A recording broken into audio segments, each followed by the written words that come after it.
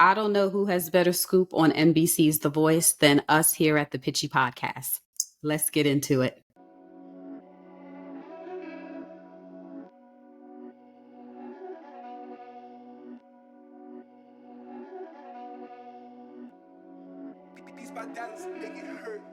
Hello, and welcome to the Pitchy Podcast. I am your host, Stephanie. I am on solo duty once again, but my amazing co-host, James, will be back with us shortly.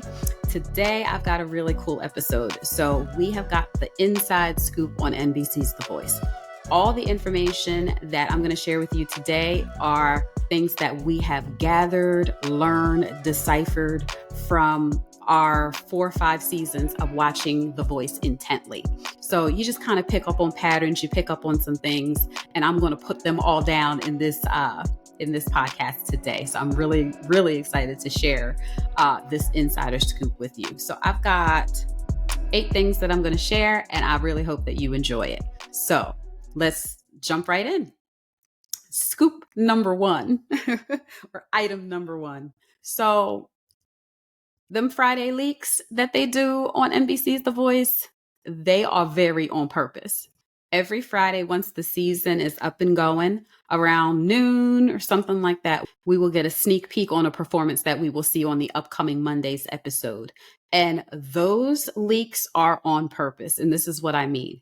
Every leak, every performance that we see on a Friday, the artist or artists go through, make it through their round, and move on in the competition. We have never seen a Friday leak where the artist, or if we're talking about battle or knockout, most times both of those artists make it through one way or another with a save, a steal, playoff pass, whatever the case is. Usually on Friday, those artists are going through in the competition. So when you see that Friday leak, just know that that artist is probably making it through to the next round in the competition.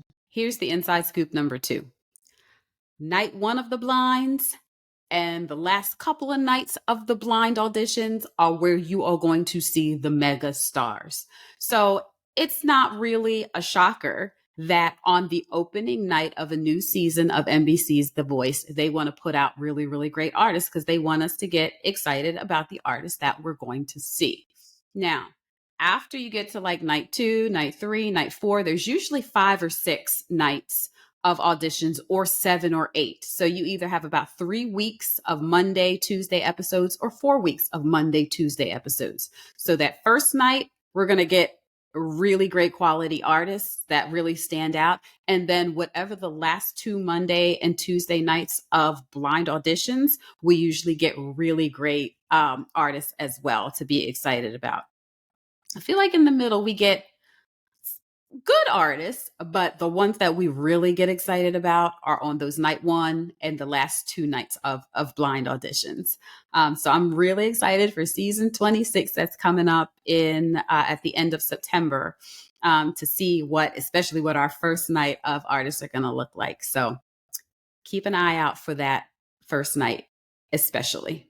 Scoop number 3, the order that we see presented on TV is not the order that they were recorded. So we know and have confirmed that any of the pre-taped things, any of the pre-taped rounds that we see of the blind auditions, the battles, the knockouts, the playoff rounds, the order that they are actually recorded is not the order that they are presented in the show when we see it on TV. So that is up to the producers and their discretion about why they want to place certain things where they're placed. And just like I said in the previous scoop, they record everything and then present it in the way that they want. So somebody that might have been recorded on the 3rd day of blind auditions might have been really standout. So their audition will actually be aired on the first night. And maybe somebody on the first day of auditions might have been okay. We might see them on like the 3rd night of blind auditions. So it is up to, again, The Voice is a produced reality TV show. So they look at all of the content they have and then they air it and produce each show based on what they want the show to look like. We do not get to see each round presented in the way that it's recorded. They chop that content up and dish it out to us in the way that they want to. Scoop number 4. So that's why they weren't saved. We get so mad sometimes when we see elimination rounds, such as the battles or the knockouts, on like a night 2 or like a night 1. And we might think that somebody's performance in a battle or somebody's performance in a knockout was so great and they were so deserving of a save, but they weren't. They were not saved, or were not stolen. And we like really get mad and wonder why. Because for us, it is night 1 or night 2 of that round. What usually has happened in that case is that battle or that knockout was recorded in a later round. So at that time, steals or saves or playoff passes may not be available.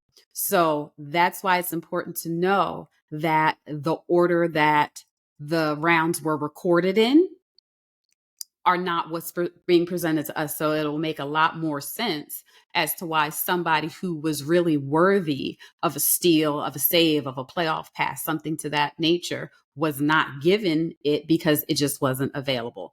It makes us so angry, but that's the name of the game. That's production. That's what happens. So at least it puts some context as to why really good people go home, it seems, early in a round, because for them, it really wasn't early in that round. Scoop number 5. The coveted spots really are first, second to last, and last. So when you get to the live performances, the same kind of thing applies as what happens when they air the blind auditions. On a live episode, artists really want to be the first one out the gate, the second to last, or the last artist.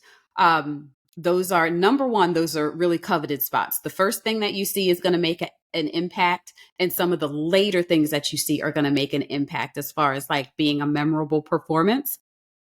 So that's why those are coveted spots on a live performance.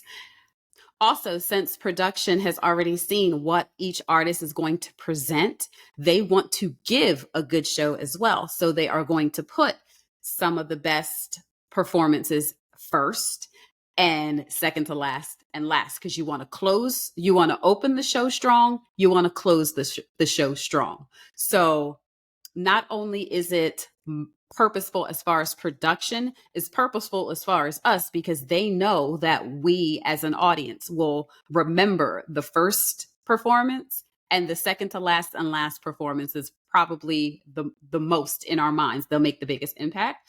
Scoop number 6, NBC's The Voice usually does a 2-in-1. Here's what I mean by that. In the last few years of NBC's The Voice, it has become very clear to us, and it has also been confirmed, that 2 seasons of The Voice are taped at once. Now remember, all the rounds before the lives, the blind auditions, the battles, the knockouts, the playoffs, all of those rounds are pre-taped. What we understand is that what we see in the fall season of NBC's The Voice and what we see in the spring of NBC's The Voice have been recorded in very close proximity to each other. So let's go back to this past fall and this past spring, seasons 24 and seasons 25 of NBC's The Voice.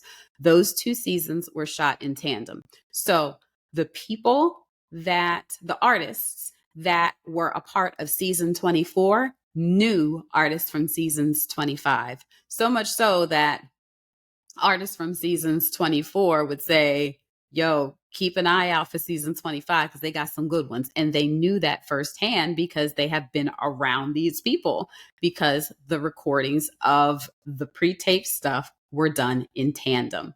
So I thought that that was very interesting. We didn't learn that until a little while after doing the podcast. Yeah, I think that's really, really cool and really interesting to know that. Now, me knowing that information for a little while makes me look at the fall season and see what those artists post and see if they post anything. I'm sure that contractually they are not able to give any information about artists from a future season because you're spoiling it basically. But it would be really interesting to look at stories or to look at posts from artists from, let's say, season 26. I'm going to be seeing if anybody slips up and posts people from maybe season 27 that I don't know from just watching season 26, but there's people in the background, and see if they end up popping up in season 27. But I think it's interesting to know that the artists from the fall know the artists from the spring.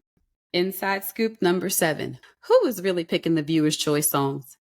There have been so many times, for real. There have been so many times, and I have no real concrete information about this, but there have literally been so many times where you get to Viewer's Choice Week during the live portion of the show, where the viewers pick a song for the artist to sing. And some of these songs, I'm like, who are these viewers that are picking these songs? Because they are definitely not songs that are, some of these songs are definitely not songs that are super popular. And some of these songs are usually songs that are super old or dated. And I'm aware, and we've said for a while that we know that the one of the bigger audiences for this show are people older than us. Particularly because people that are usually older than James and I are people that watch TV live. Most people my age and younger either catch clips on YouTube or watch it later. They're not really watching live. So I guess there is some validity to people a little bit older than us sending in songs that might feel a little dated to people my age and younger. However, some of these songs are just like, really, what? This is not a viewer's choice. Take, for instance, Mac Royals. So Mac Royals was a season 24, I believe, artist. And the viewer's choice pick for him was a song, Love TKO by Teddy Pendergrass. Who is picking Love TKO for Mac Royals? What viewer is that? If it were me picking a song for Mac Royals, I would have picked a Boyz II Men song, a Tevin Campbell song, a Luther song, something a little bit more current, and something either current or something a little bit more widely familiar of an R&B song by a male or female artist, to be frank. But I would not pick what I would consider a more niche R&B song like Love TKO. I'm like, ain't no, who's doing that? So that makes me think that production also has a very heavy hand in what the viewer's choice song is too. Here's my last insider scoop, but it's not even really an insider scoop. It is more of a rant. So here's my wonder. My wonder is, why do the producers choose to montage, and by montage, I mean present a clip of an artist during their performance that's only about 30 seconds of their performance? It's not the full audition, or it's not the full performance. Why do they choose to montage like decent people, but they choose to show the full story and the full performance of people who do not make the show, and people who, based on their blind audition, have no business making it to the show? And even performances later rounds that seem like they're decent, like they seem like they're really good. Like, I'm just really wondering, in particular for blind auditions, why the montaged performances and auditions are not those of the people that do not make it. And instead, they pick some people to montage that are people that do actually make it through to the show, especially when they choose to present people who don't make it on the show. For one, the people who are montaged are people that make it through. So if they were good enough to make it through, then their performance in full and their interview in full deserves to be shown. On the flip side, the people that don't make it through, why would you show their full life story? Because everybody has some kind of story to tell, and usually there's a hard part of the story. Why would you show all that, show their audition, and potentially embarrass them on national TV when they don't get chosen to move on, or when a coach does not turn for them? I don't understand why The Voice does that. Now, I know that NBC's The Voice is a produced show, and we want a good show. However, I feel like if you are going to montage anybody, why montage the people that actually make it through? Why not spare, if you want to show that people aren't going through, spare the people, spare the artists that don't go through the embarrassment of showing their whole performance and then not having them move on. I think that's a kinder way of doing it. And I also think that it's kinder to the artists that do have a coach turn for them to show their full audition. Personal rant finished. I will climb down off of my soapbox now.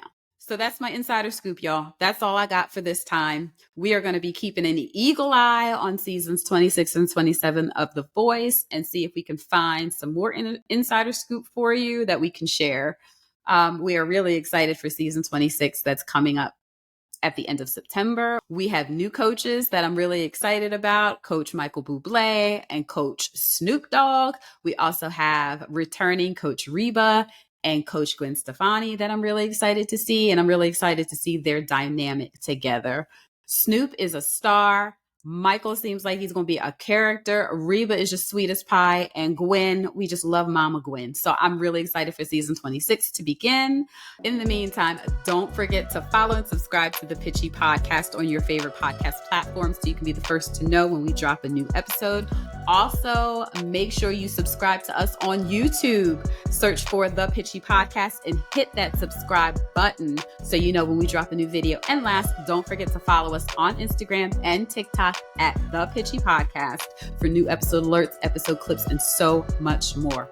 Thanks for hanging out with me and listening to all the scoop that I had to share about NBC's The Voice, and we will see you soon. Bye-bye.